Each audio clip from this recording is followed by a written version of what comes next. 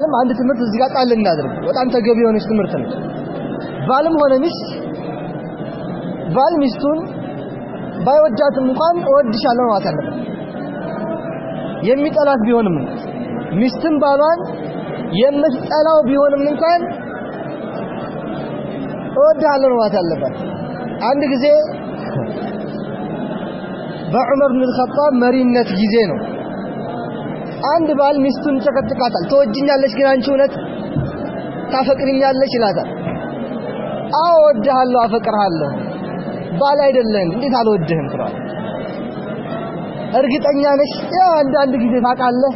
በጣም የምትወዳትን ሴት ለማጣራት ነው ለማጣራት ተወጅኛለሽ ይላል ተወጅኛለሽ ታፈቅሪኛለሽ ይላል አዎ ትለዋለች ወላሂ በያላት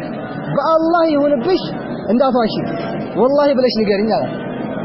በአላህ ብለሽ አላት እሷም እንደዛ አለች ገረማት በአላህ ብለሽ ካልከኝማ እውነቱን ነው የምነግርህ ወላሂ አልወድህም አለች በአላህ ብሎ ጠየቃት አልወድህም አለች ከዛን ተካሰው ወደ ዑመር ሄዱ ወደ ዑመር በሚሄዱ ጊዜ አንተ አማንያኖች መሪ ሆይ በአላህ ብሎ ጠየቀኝ አልወድህም አልኩት እውነቴን ነው ደግሞ አብረን ስንኖር ያ ባሌ ስለሆነ ሐቁን ወጣለሁኝ ማንኛውም ሴት አንዳንድም ባል ሳትወድ የምትኖር ሴት አለች ልክ እንደዛ ኖራለሁ እንጂ ሐቂቃ ከልቤ ፍቅር ኑሮኝ አይደለም ስለዚህ በአላህ ብሎ ሲጠይቀኝ እውነታውን የተናገርኩት አለች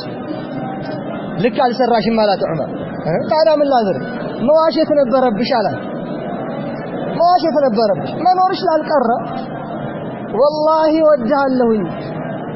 ከልብ ያፈቅርሃለሁኝ በአላህ ጠይቁት ነገር ችግር የለው አላት እና على كل حال በዚህ መልኩ ማየት ያስፈልጋል ውሸት በቃ ችግር የለም እሺ እንድታደርገዋሽ ረሱል አለይሂ ሰላቱ ወሰለም ፈቅደውታል ሸሪዓ ፈቅዶታል በባልና ሚስት መካከል መስላሃ እንዲኖር ወይም ደግሞ መፍሰዳን ለመከላከል ሲባል ችግር እንዳይፈጠር የምትዋሻት ውሸት አለች አንዳንድ ጊዜ ባይሆን ሁሌ ውሸት አይደለም